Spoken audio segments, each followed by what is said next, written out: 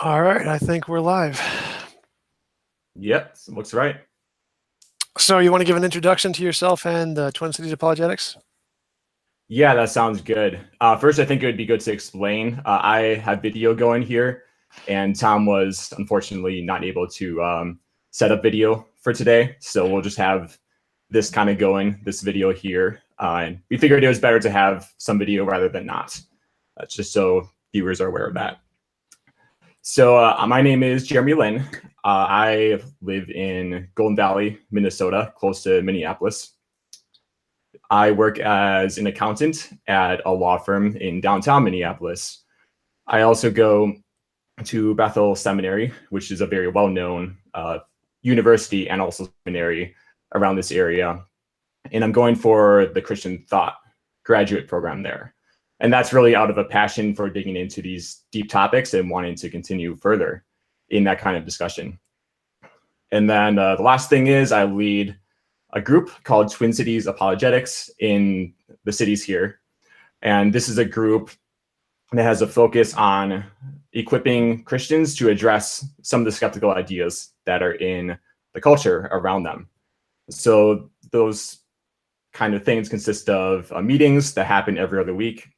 On Wednesdays, we meet in Minnetonka and have a discussion about a curriculum that we're going through on various topics. And then sometimes we have separate events happening in between our sessions or our curriculums. We also are on Facebook and Instagram, posting a lot of content on there. So if you're interested, you can definitely check out one of those avenues. Just search up Twin Cities Apologetics. And then I'll put the links in the description. Yeah, it sounds great.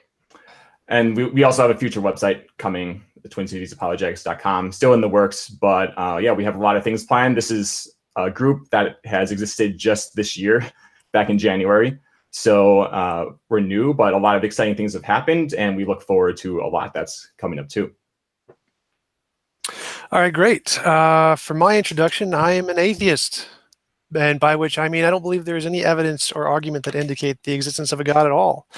And I'm curious to know, do you believe there is such evidence? And if so, what do you believe it to be? And then I'll tell you why I don't think it works. And I'd just like to hear your thoughts on my position.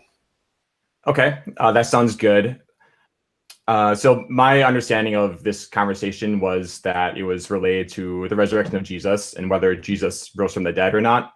I happen to think that there is a good amount of evidence supporting that claim. And if that is true, that does a lot to saying that Christianity is true. So I'll start there and see just where we can go from that point. Does that sound good? Sure. Okay. So when it comes to the resurrection of Jesus, something that we can look at is certain events that people have claimed to have happened in the past. And once we establish these historical events, events that actually happened based on eyewitness testimony, then we can start asking, okay, what explanation for these events best fits the data? So some of those events include Jesus' life that he lived, that he did wondrous kind of extraordinary types of things or acts. And that's well attested in not only the Gospels, but also extra biblical text, people writing about Jesus and talking about how he's done these basically wondrous works. There's also his death by Roman crucifixion, which is another well attested event in history. And then we have these claims of appearances of Jesus from his closest followers. And this is something attested in most of the Gospels and also in an early creed, as shown in the letter of the Apostle Paul, 1 Corinthians. In 1 Corinthians 15, there's this creed where Paul gives this formula of Jesus dying and rising from the dead, and then people seeing him after his death. Then there's a more specific case, the conversion of Saul, who was a skeptic to Christianity, and he claimed to have a experience of Jesus, and through that experience converted over to belief that Jesus rose from the dead, or basically converted to Christianity. And there's a question of why did that happen? What led him to make that kind of decision, going from a completely skeptical position to one of belief in this event? Then finally, we have data that's at least some of the closest followers of Jesus died, specifically for what they believed. And this is something Christians often say, like all the apostles died, or 11 of the 12, something like that.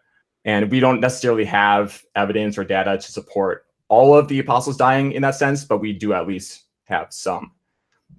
So when we look at all these events in history, we can ask what explanation best fits them. And I would say, based on that evidence and looking at the various explanations for these events, that the standard explanation that Jesus did actually rise from the dead best fits that data. So this is basically an inference to the best explanation, looking at historical data and asking, okay, what is reasonable to believe in light of these things that have happened?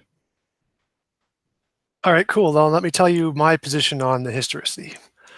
Yeah, so perfect. If I told you I saw a living, breathing dog, you should believe me. But if I told you I saw a living, breathing unicorn, you probably shouldn't believe me. The difference between these two claims is that dogs have an implicit empirical basis, whereas unicorns don't. Meaning there are things that we can verify with our sense experience right now in the present about dogs, like their genetic makeup, their chemical composition, their bone structure, what they're allergic to, all this kind of stuff, which doesn't exist for unicorns. So from my perspective, in order to justify an empirical claim about the world that like dogs exist or that unicorns exist and I happened to see one, you need to have empirical evidence of that thing happening. And the conceptual evidence of my testimony, I saw a dog, isn't sufficient to justify claims about things that don't already have an empirical basis, which means miracles, magic, mythical creatures, the paranormal, the supernatural, UFOs. No amount of testimony, whether it's historical testimony or eyewitness testimony, is reasonable to believe that those things actually exist. It's far more reasonable to believe they are delusions or misconceptions, misinterpretations, until such time as an empirical basis is presented for those things. And I would say this also applies to historical claims. So I don't think that any amount of historical testimony or eyewitness testimony is sufficient to believe that the miracle of Jesus' resurrection happened at all, until you can actually empirically verify miracles happen. Okay. Yeah, I think that argument that you present has a lot of truth to it and is a very helpful and powerful thing to think through. And I agree with you that using the example of a dog and a dragon, if someone said, "Hey, I saw a unicorn. If I saw this unicorn down the street, there would be less reason to believe him or her, and you may want to get some further background information about what happened or what that person saw, as opposed to a dog." Now, there may be some background information applicable to a dog that helps you analyze that whole scenario. Like someone could say, "Hey, I saw this dog. I just flew up in space and saw this dog up there." So it's not like someone saying that they saw a dog automatically makes that claim true. We need some more background information. And that's the same with the unicorn. We're just less likely to believe upon initial look that someone made that correct claim about the unicorn as opposed to a dog. So I agree with you on that point. Or am I representing your view correctly in that sense? I think so, but how does that relate to your position? Sure. So that was more of a general comment towards your scenario, and just saying that we need to look at further context beyond the pure, as you say, internal empirical evidence for something that someone sees. Oh, sure. This is just a prima facie. The first thing we start when assessing a claim is, does this claim have empirical evidence or not? So yeah, there's definitely more criteria for sure. Yeah, thanks.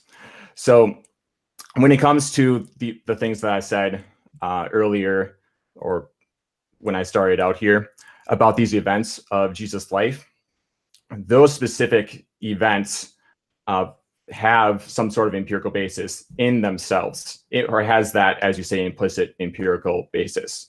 So someone living, for example, it's definitely possible that someone can live.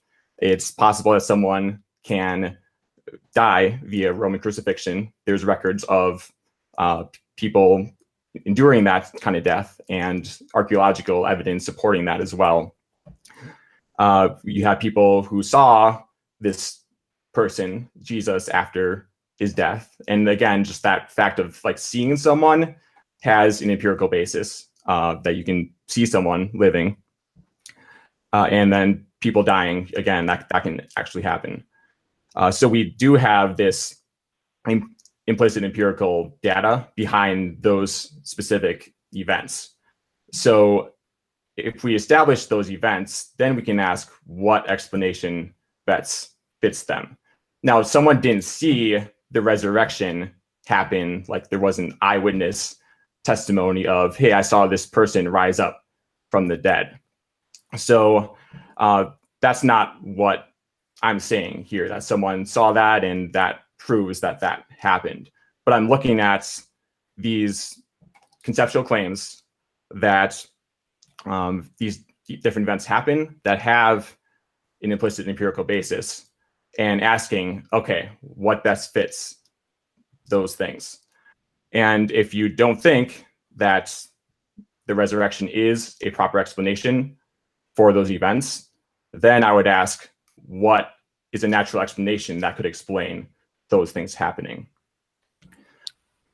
Okay, so we have an implicit empirical basis for people living and people dying and empty tombs, and people, we know of certain psychological conditions where people see loved ones after they have died as illusions and delusions. We have lots of empirical evidence of all of that. We have none for miracles, just like we have none for unicorns.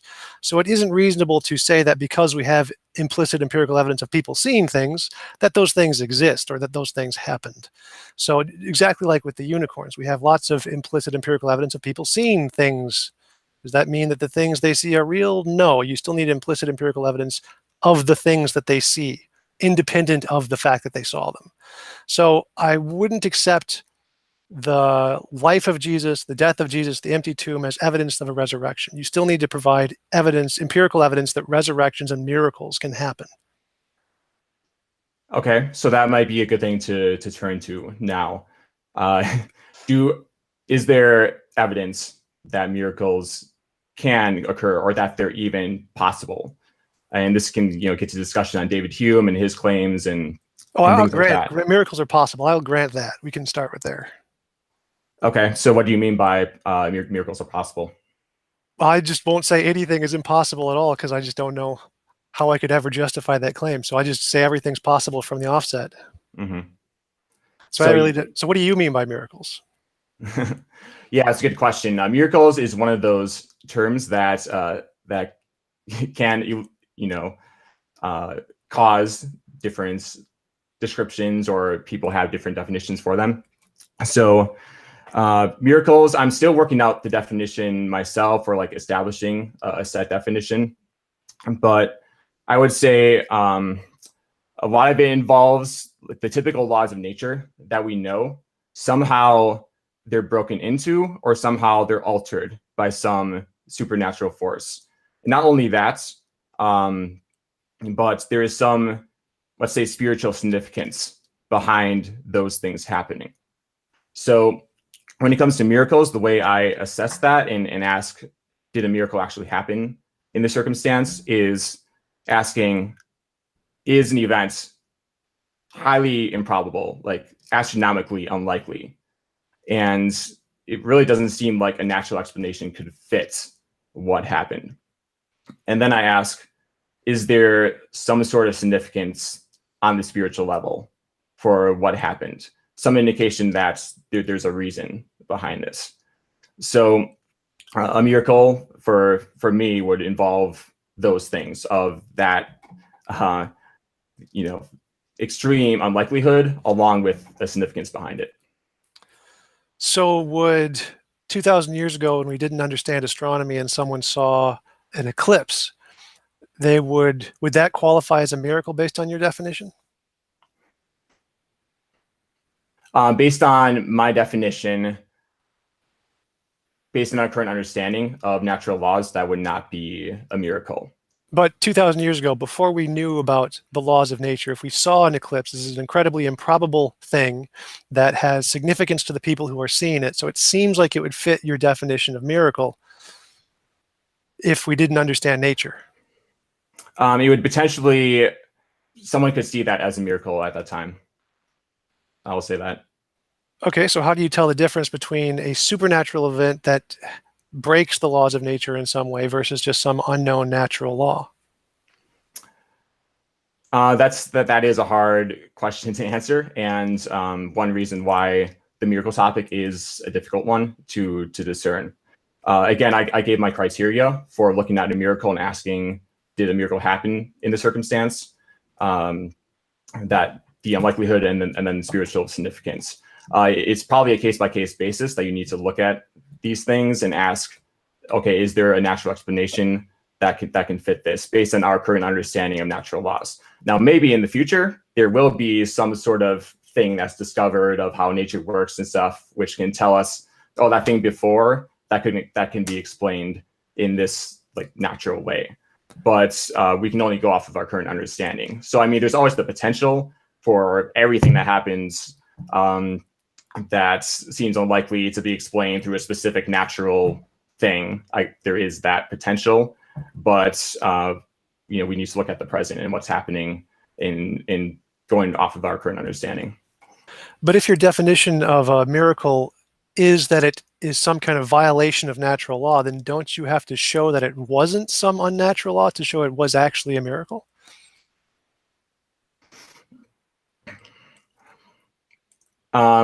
So I want to make sure I'm understanding your question correctly. So you're asking, based on my definition of miracle, I need to prove essentially or show that a natural law was violated in some way. Is that correct? Well, I think so. Am I understanding your definition correct? Because I believe you said that for something to be a miracle, it has to be some kind of violation or intrusion upon the natural laws by some supernatural force. Was that what you said? Yeah, and I think that would be again an inference to the best explanation. I wouldn't necessarily try to prove, oh, this specific natural law was broken and then these atoms formed in this way to create this miracle. I wouldn't be able to show that. That's you could say beyond human capabilities in a lot of circumstances. But again, I look at the data that's there and ask, what is the best explanation that I can determine based on what's happened? And that was the same for the early followers of Jesus. They saw these things happen. They saw Jesus die. They grieved over that. They thought, well, this whole thing that we have going, it's done. It's over. But then they saw these actual in real life experiences of Jesus. And they had asked themselves, how do we explain this? What do we do about this? Well, according to the Gospels, Jesus explained a lot of what was happening and why things happened the way they did, and also showed signs that he was actually alive to them. But the disciples had that process. They had events that happened, and they had asked themselves, what is the best explanation for all these things that have happened? And I would incorporate a similar type of method in assessing events that have happened and asking, did a miracle potentially happen here? Now, with my skeptical mindset, I may be prone to not accept that kind of claim easily, that a miracle happened, but I can at least ask the question if there's a possibility that it did. So how is that different from people who see unidentified flying objects in the sky and say, well, how do I best explain this? Aliens. Or someone who sees lightning 2,000 years ago and says, well, how do I best explain this? Zeus. Why does coming up with or imagining explanations, why is that reasonable method to approaching how to understand something? Can you explain what you mean by imagining? Because like Like that term sounds Sure. like someone's basically just making up things. Sure, from my perspective, if it doesn't have an empirical basis, then it's essentially something we are imagining necessarily, because those are kind of the two categories that I'm aware of. Either it's something in our heads or it's something that exists in the world that we can empirically verify. So if it doesn't have an empirical basis, then from my perspective, it just seems like that's just something someone imagined as an explanation. So why does our imagination of an explanation mean that that's some kind of a plausible explanation that we should accept? Right. So you're saying that if something isn't empirical, it's by necessity conceptual and essentially imaginary because it's in our heads and not out in the real world. So just for my sake, maybe for further understanding, also for people watching, can you explain your definition of empirical, just so we have an understanding of what makes something empirical? Verifiable by sense experience. Verifiable by experience. Yeah, verifiable by sense experience. Yeah. Okay. Um, so these people, like, let's say a miracle. So someone sees this person, let's say, the common example, like, has a leg a certain length, and then sees in a few days, like a day later, let's say that their leg has increase in length. Like those are empirical things that someone can see and observe. So those things are like empirical in themselves. When I said verifiable by sense experience, not just the ability to experience something with senses, but to verify it with experience. So you have to be able to make like a testable prediction that I can then go test and verify that your experience was accurate. So a little more detailed than just being able to experience it. Okay, so you're saying that we need basically this verifiable data to show that something's true. Is that right? To show it wasn't just something a part of our imagination, a delusion, a misconception, misunderstanding, to show it was actually a part of the world in some sense, when it needs to be verifiable. Okay, so just so I can understand this as well, you say that something needs to be empirical in order to have a situation where something we claim is verifiable. But that claim that we need something to be empirical in order to verify our claims doesn't have an empirical basis behind it. It's in our heads. It's something right. just that we understand about the world. So how do you know that assertion that you make is true? It's a conceptual principle. Like logic isn't something we can verify. We can't verify that A equals A, but it's a conceptual principle. It's only the claims about the external world need evidence from the external world. So empirical claims require empirical evidence, but conceptual claims require conceptual evidence, meaning things like logic and math and these conceptual principles of verifiability only require conceptual evidence that they're like logically consistent. They don't actually require empirical evidence. Does that make sense? Yeah, that does. I have a bit of a sense that there's non-openness to various categories of things happening. So you can have, say, a conceptual claim like say like imagining something in your head, let's say, and it can have empirical data behind it. So like I'm just a little unclear about like the. Can you explain a little bit more? Yeah. I'm trying to think of an example here, and I'll just go back to the resurrection since that's what you're talking about, and that will like make things a little more direct to me in terms of what we're talking about. So, like these things that, let's say something that you would say is conceptual, that Jesus rose from the dead. They, like the disciples, had reason to think that based on empirical things that could be verified. For example, that they saw Jesus and were able to verify over and over again that he lived and was able to do things that living people do. So this thing that you say doesn't have an empirical basis, a resurrection, it is therefore, on your view, a conceptual claim, but it was a conceptual claim that had at least some empirical basis behind it, based on your definition of empirical, being able to verify through the senses. So that's what I mean by I think we need to look outside these strict categories, saying all conceptual claims need only conceptual evidence, and all empirical claims need purely empirical evidence without looking to different areas. I'm not sure I follow. Okay, that's okay. Let me see if I can clarify. So the Jesus lived, and that was empirical. I can grant that as a human being. And then Jesus died, and that's empirical. We can grant that. But Jesus' resurrection, conceptual. Like, we have no evidence of people raising from the dead or miracles. That's all just essentially stuff in our head, as far as I can tell. And then the experience of the disciples, or the experience the disciples had of Jesus after he died, we know that happens in humans all the time. It's really common. It's an effect where people see the ones they have loved after they have died as a delusion or an illusion, a misconception, things in their head. That's extremely common. We know of that.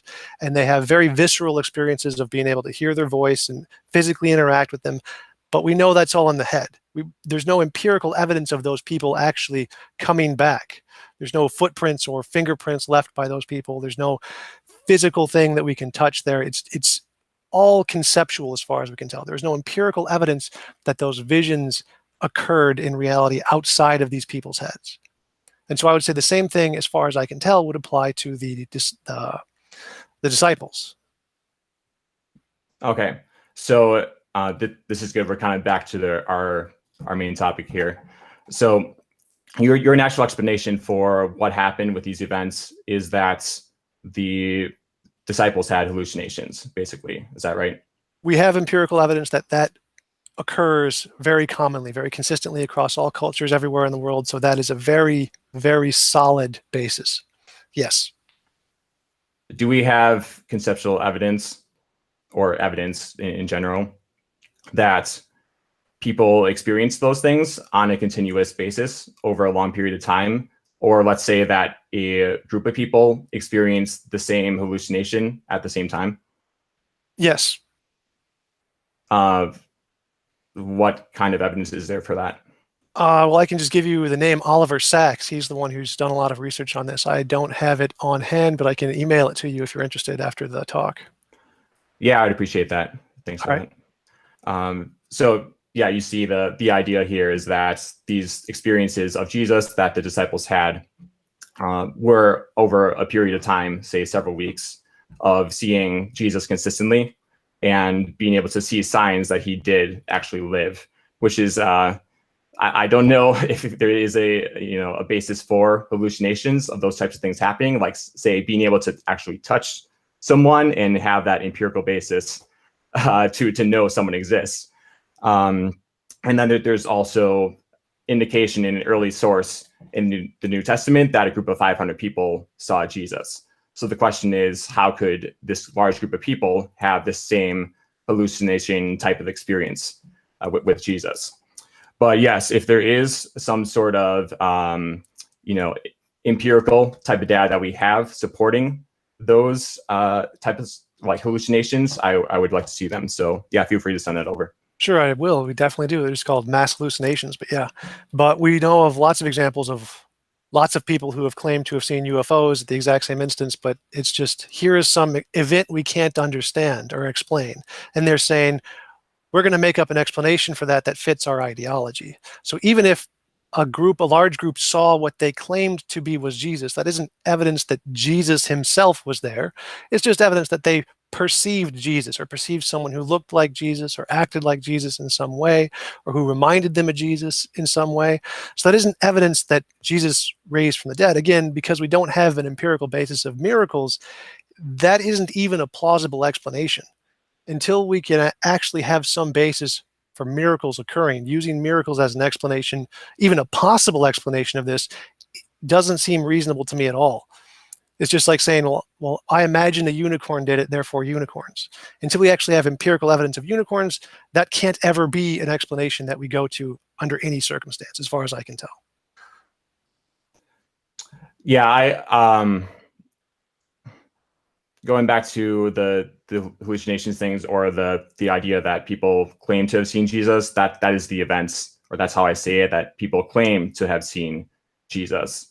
And that is one of the pieces of data that we need to consider when posing an explanation for all the range of events that Let occurred. me ask you, so how is the fact that they saw or claimed to have seen Jesus in any way evidence that Jesus was there? It's eyewitness testimony. It's one of the... Oh, wait, sorry. Go ahead.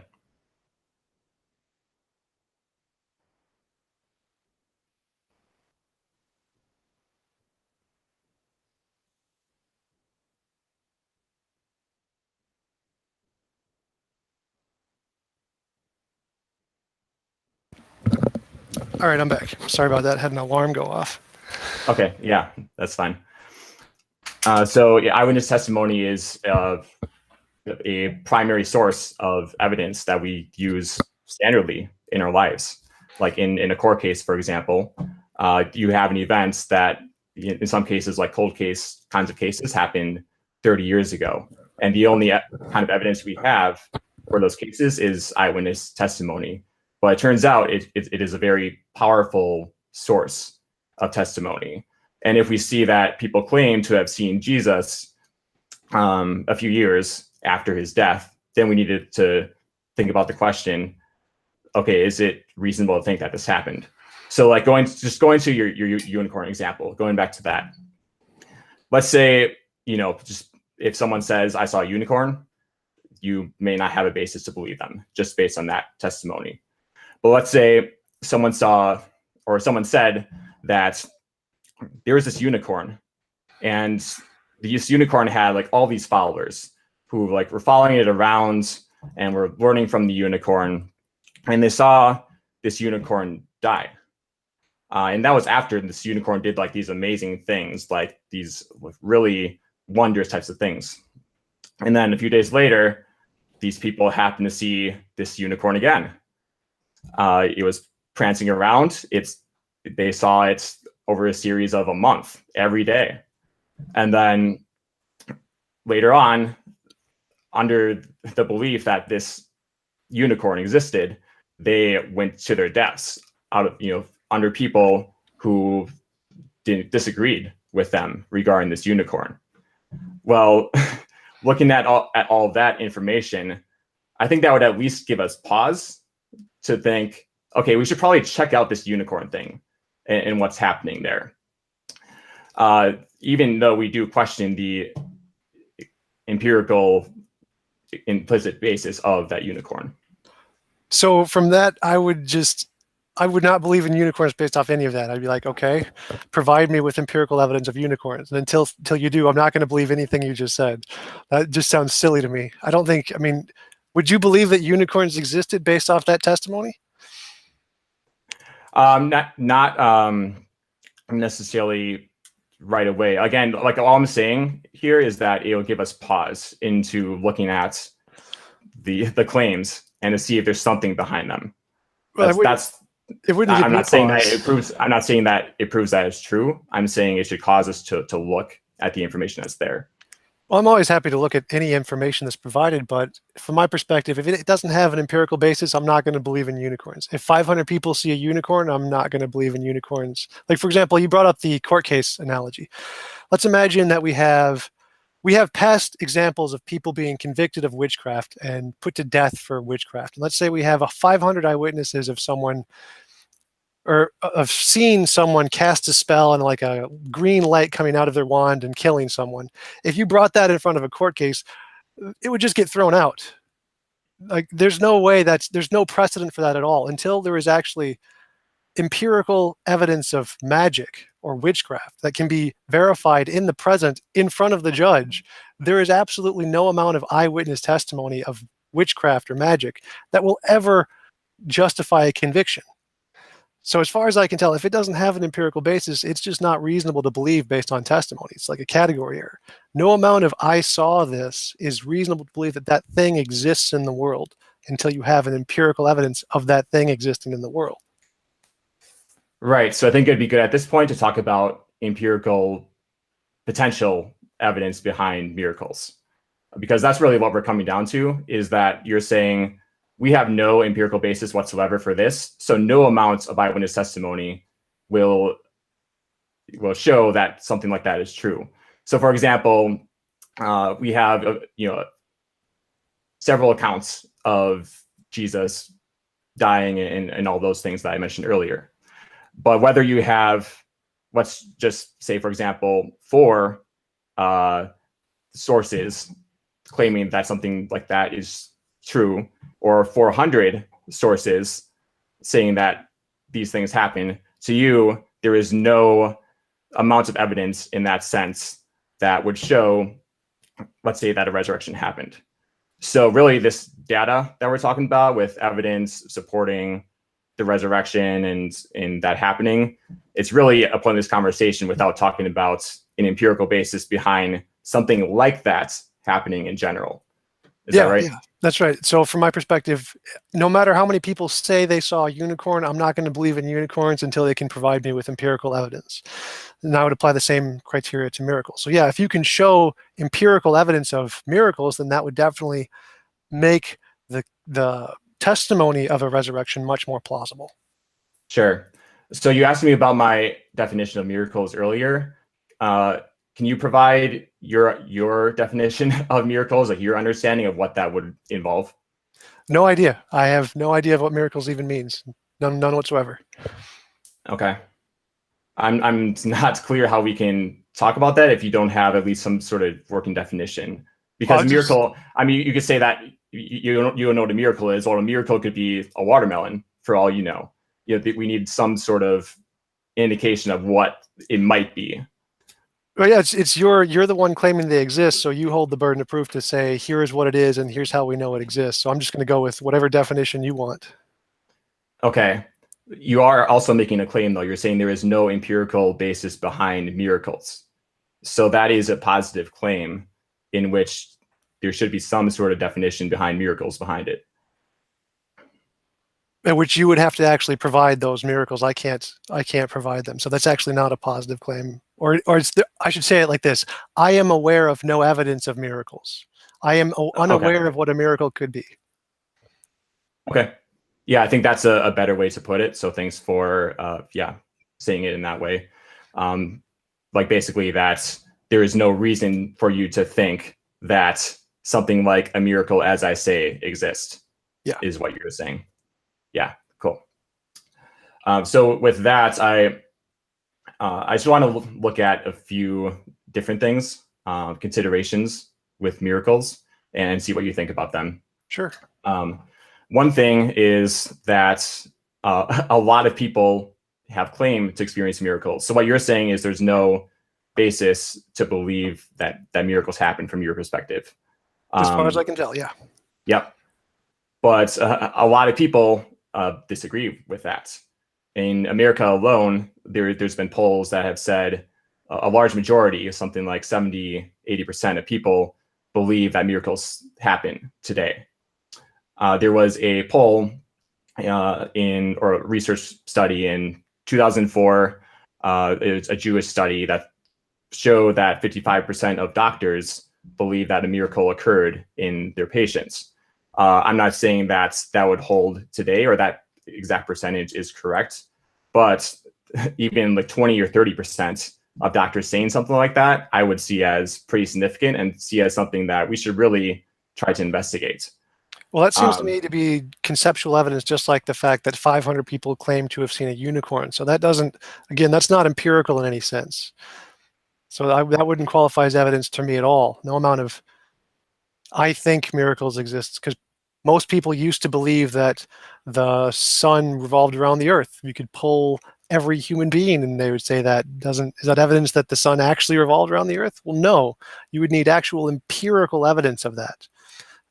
I can show a picture of an optical illusion to every single human being who has ever lived, and they will all say, yes, this appears to be moving. But that isn't evidence that it's actually moving. You would need empirical evidence of that. Okay. I want to go back to empirical and dig into that a little bit of what exactly that means. Because empirical, you're saying that something that is empirical is verifiable and repeatable over time. Is that correct? Sure. Okay. So in what sense are historical claims empirical? Because they're not repeatable. they have an implicit empirical basis, like the claim I saw a dog. We can verify dogs in the present, even if we can't verify the specific dog that happened in historical testimony. So they have an implicit basis of empirical nature. Yeah. Yeah. So that goes back to my point about, let's say, conceptual claims, as you call them, having different types of data involved in them. So I agree with you on that. So there can be different areas we can look at to verify a conceptual claim. I don't follow you a little bit there, because that's still conceptual and empirical. So we have, if I make a conceptual claim that I saw a dog, the reason that's reasonable to believe is because it has empirical evidence that is implicit to the claim, meaning I haven't stated it in the claim, but it still exists there, because the word dog itself has an empirical basis. We know lots of things that we can empirically verify about dogs right now in the present. So I'm still only using those two. I don't know what you mean by other avenues. Sure. Yeah, with I'm trying to think of the dog here. So you have the conceptual claim that you saw a dog, and then that's supported by implicit empirical evidence. But you said earlier that conceptual claims require conceptual evidence, but you're using empirical evidence to support the conceptual claim. So I'm not really sure what you meant by that. Conceptual claims require conceptual evidence. Can you expand on that a little bit? So I saw a dog isn't a conceptual claim. That's an empirical claim. I'm claiming that there is a dog that exists in the world and I happened to see it. So that's an empirical claim, and that would require empirical evidence, which it has, just not explicitly in the statement, because dogs have an empirical basis. Okay. A conceptual claim would be like 1 + 1 = 2, A = A. Logical principles like the principle of verifiability, just those are more conceptual claims. Whereas if conceptual evidence would be like, I saw a unicorn. But since that's an empirical claim that the unicorn exists in the world and you saw it, the conceptual evidence of you seeing it isn't sufficient to justify that the unicorn empirically exists. Does that make sense? Yeah, that does. I'm just trying to think back to like the example of miracles now, and using what we just talked about to explain or talk about a miraculous claim. Because someone, when explaining a miracle that occurred, can make empirical claims towards things that have happened. Would you like me to tell you what I would be satisfied with, to say, if a miracle happened, I would grant that miracles can happen if this occurred, or something like that? If you want to do that, sure. So from my perspective, if you want to claim something exists in the world, it needs empirical evidence. So if I can say, I pray to God so-and-so, and every time I do, a gold brick appears in front of me, that would be sufficient evidence for me that a miracle occurred. So if you can use the idea of a miracle to make testable predictions in the future that can be verified via science consistently and reliably, I will grant miracles exist. Right. Yeah, that makes sense of what you would be expecting.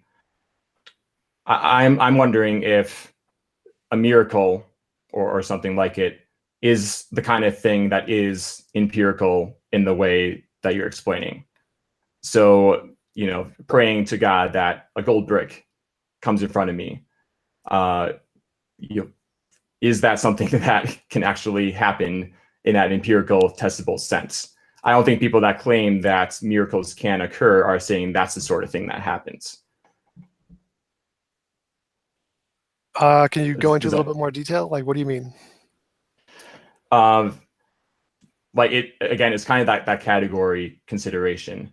Like you're saying that you would want miracles to have a strict, let's say, empirical basis, in that something that you said would happen, and then you pray to God, and then that thing happens.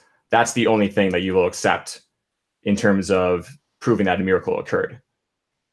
So I'm saying that miracles are not that sort of thing, aren't this repeatable, testable type of endeavor. So there are other things we need to consider when it comes to a miracle, other types of areas. Maybe it's theology, maybe it's historical claims. It could be different areas like that. There are other things we need to consider to ask ourselves, did a miracle occur beyond this purely empirical kind of data.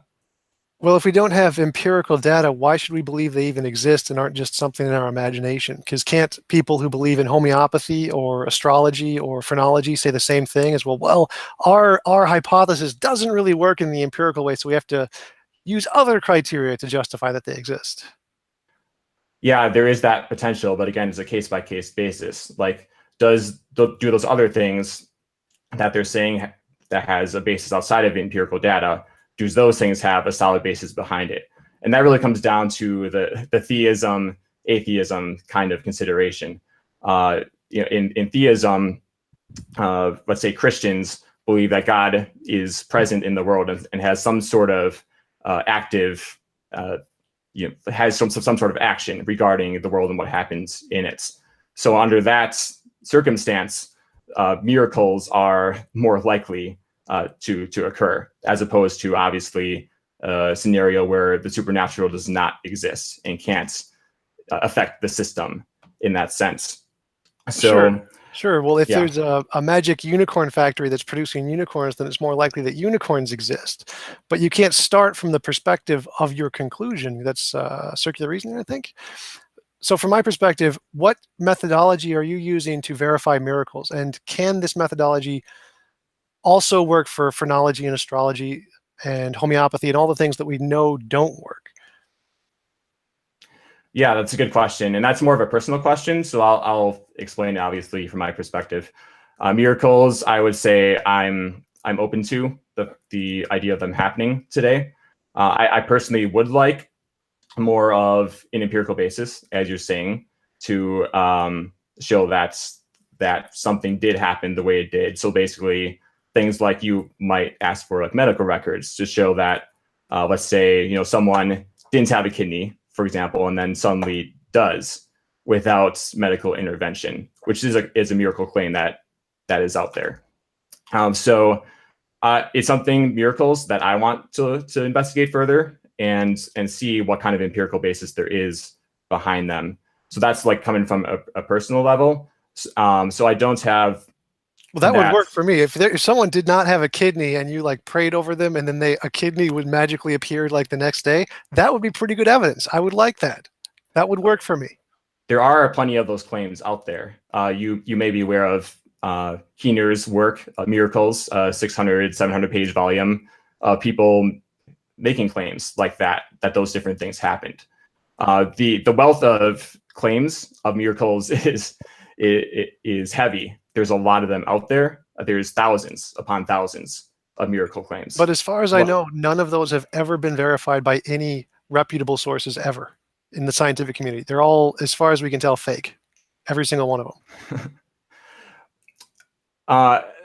I question the use of fake there. Like, by saying they're fake, you're saying that people who saw certain things happened were either lying or that there was some sort of amazing natural explanation behind the things that they saw. Well, they could just be misunderstanding what happened or under a delusion or misconception, like we know most humans are about most things. I mean, that's not at all surprising.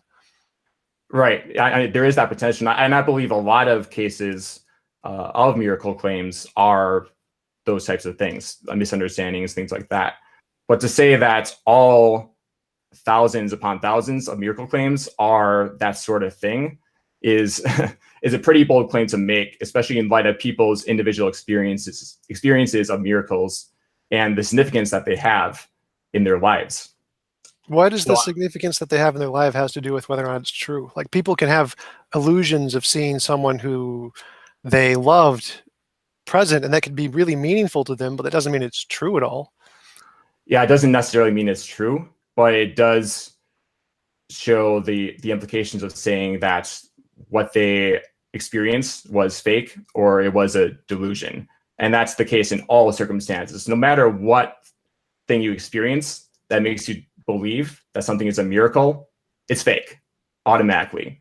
Like, I'm concerned that there's no consideration of something like that happening, that we just cut it off automatically.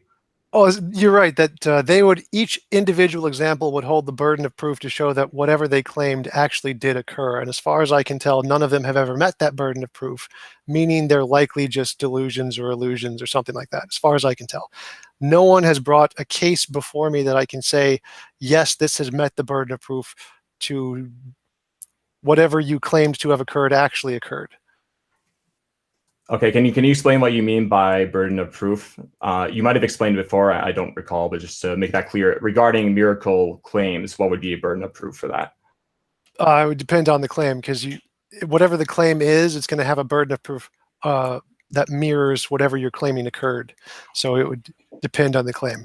But essentially, it's just the empirical verifiability thing. If you have an empirical verifiable claim, then that would meet the burden of proof as far as I'm concerned. Right. And I'm trying to understand what you mean by empirical verifiable, because someone, like I said, could claim that they don't have a kidney and now they do. Would empirical data mean backing that up with medical evidence that can be viewed afterward by numerous people? Or is there something else? It would have to be under a controlled study of a group of impartial scientists to make sure that no one was lying or cheating or messing with the data in any way. It would have to be very rigorous to make sure that this actually happened. Do you think that is a fair criteria? Because a lot of these miracle cases are people going into the emergency room, something crazy happens in their lives. There's not necessarily time to have a research foundation establish a group of impartial scientists to sit there in the emergency room and witness these things happening. Do you think that's really a fair burden of proof to have in terms of someone claiming that a miracle occurred? Yes. Okay. If you just claiming that you experienced some really miraculous thing that no one can verify and we can't really check in any way to make sure it actually happened, I mean, there's no difference from just saying, I saw a unicorn yesterday, but sorry, you can't see it either. Should I believe unicorns exist because someone claimed to have seen a unicorn? Like, no. You have to actually bring me a meaningful way to verify the unicorn existed. I'm not just going to believe you based on testimony that's easily wrong. So yeah, that makes sense. What? Go ahead. Oh no, go ahead. No, you can finish your point. No, I'm done. I'm done. Go ahead. Or if you, unless you lost it, which I do all the time. Okay, so yeah, I think I'm understanding what you're saying with the unicorn, and I agree with you about that you wouldn't necessarily believe that person by testimony alone, but you might want to consider a case-by-case basis for that sort of thing too. And I'm not going to go into an in-depth example of the unicorn, but I will go to the miracles again. So again, if someone would say that they didn't have a kidney and then suddenly did have one and have medical records to back that up, would you say that is enough? Or do you need that team of scientists making sure that all the controls are in place and all that in order for a miracle to be possible to you or verified? It would seem far more likely that... The question, are medical records enough, or do you need this team of scientists to be there? No, you need the team of scientists because the medical records can easily be falsified. Okay. So and that's a very, very common thing. So that's a really easy explanation to go to. And so the only way to make sure that didn't happen is you need that team of scientists that are impartial and who you can reliably believe are not going to falsify the data to actually verify this. And then other scientists can take this data and say, well, let's do the same thing and make sure that they're right and test it and get the same results. And then there you go. That's a reasonable way to believe that the miracle occurred. Right. But what if a miracle isn't the sort of thing, this is what I was saying before, that is repeatable? Like, let's say you touch someone on the belly button and that person is healed of cancer. Well, maybe the next time you touch someone on the belly button, that won't happen. Just as some crazy hypothetical example. Like maybe miracles aren't that sort of repeatable thing. So can you really set them up in a way where they can be verified through taking the same action over and over again and seeing the same results? Well, it seems to me that anybody can make up something like leprechauns and say leprechauns just aren't an empirically verifiable thing. They only happen in these certain instances that are seemingly random. I mean, anybody can just make up things and claim that they aren't repeatable. So the fact that they're repeatable and empirical is why we have reason to believe they exist. And so if it's not empirical and repeatable, it's probably just something in their heads, as far as we can tell. Unless Yeah, there's some other criteria that you can use that can differentiate between things that actually exist and stuff in our heads, which I don't know about. I understand your desire for empirical data, coming from someone who is skeptical a lot of times myself. I get that. And that's why I say I want to look more into these miracle claims and see if there is some sort of documentation backing them up. And that'll be maybe my main focus and study kind of going forward. But now I lost my point again. With the sorry, what were you saying again? I want to make sure I'm back on track. What did you just say? I don't remember exactly. Okay, that's fine. So what I'm saying when it comes to a miracle is that if someone claims that something extraordinary happened, let's say they have some sort of internal, or they don't have an internal organ, and now they do, and that is verified. The before is verified, through medical records, let's say, and the after is verified in medical records, and there's a doctor there through the whole time. I think that would give us reason to believe that something kind of crazy happened in significance in that circumstance. Do you think it's more likely that a miracle happened, or that the doctor was just a liar and just made it up to make it confirm his beliefs and be famous? Which is more likely in that case? It would definitely be case by case. I mean, that's the same with any claim, like the claim with the dog. There's other considerations we can consider with the dog. Instead of just accepting it blindly, we'd have to ask, is the person that is saying that he saw a dog trustworthy? Is there anything else going on with the dog story that makes it seem weird or not believable? So that's the case with the doctor, let's say. Is the doctor someone who is trustworthy? Would there be reason for that doctor to totally make that up and then somehow deceive the family into thinking that things happen, which really didn't? And then that expanding out to all miracle claims, that this lying happened in basically all the thousands of miracle claims that happened around the world.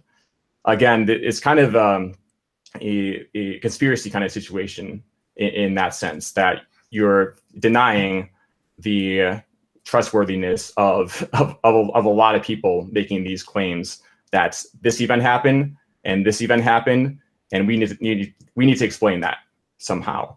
What you're saying is it's more likely that they're just lying about the whole thing. Well, not lying, just misunderstanding, delusional, illusional. Just not. It didn't actually occur. It's just something in their heads, but not necessarily a deliberate lie. But yeah. So as far as I can tell, if a doctor, or let's say somebody said they can jump 1,000 feet into the air, but they only did it one time. Mm-hmm. I mean, I wouldn't believe them. I don't care if they're a professional basketball player or a professional gymnast or an Olympist, or I don't care if they're completely 100% trustworthy and they've never told a lie in their life. If we don't have an empirical basis for that happening, it's not reasonable to believe until there's an empirical basis. So I don't care how trustworthy the doctor is. If the doctor said that this person regrew a liver, until we have an empirical basis of those kinds of things happening, it's not reasonable to believe. Until we can do it in a controlled study with lots of scientists there to make sure and verify that it actually did occur, and other scientists can verify it, it's just a story. Every human being suffers from delusions and misconceptions, and there's absolutely zero credibility to any of that until it has an empirical basis.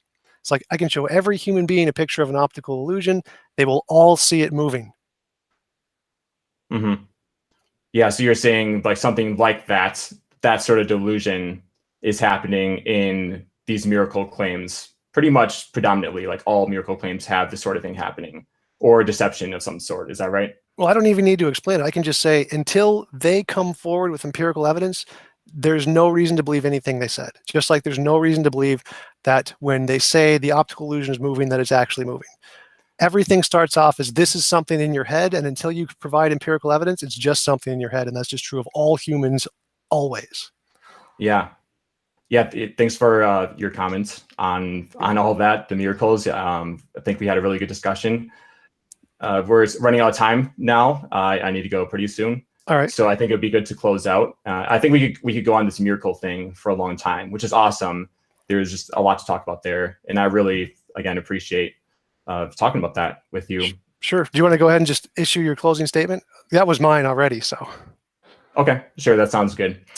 When it comes to the resurrection and did Jesus rise from the dead, we need to look at the certain events that can be verified in some sense in history of Jesus living, his death, his people seeing him, or at least claiming to after his death, and then his early followers dying for what they believed about what they saw. And that needs to be explained somehow, those historical facts. To me, the best explanation is the standard explanation that Jesus rose from the dead. There are certainly natural explanations that can be brought up to explain those things, such as hallucinations, but there are problems with them, even from an empirical standpoint. When it comes to miracles, there is kind of a similar way we can approach them, similar to the events of Jesus. We can look at, okay, what happened before this miracle claim happened? What was someone's condition? What was their condition after this miracle events supposedly happened? And let's look at that data and see, are those things true? Did those things actually happen? And if so, those events require an explanation. And to say that all cases where something extraordinary happened in a medical sense are either deceptions or are lies to some extent, I think is a pretty bold claim to make in light of all of the reckless claims that are out there. This is an area that I would like to explore more myself, kind of looking at more of the empirical side of it. But I think there is that question of why are there so many testimonies of miracles out there? And does that tell us that maybe they're a little more commonplace than our experience makes us think? So I'll close with that. And again, thank you, Tom, for the great conversation. Hopefully we can continue to have some more. Yeah, thanks for your time. I'll send you an email. All right, sounds good. See you. Yep, thanks. Bye.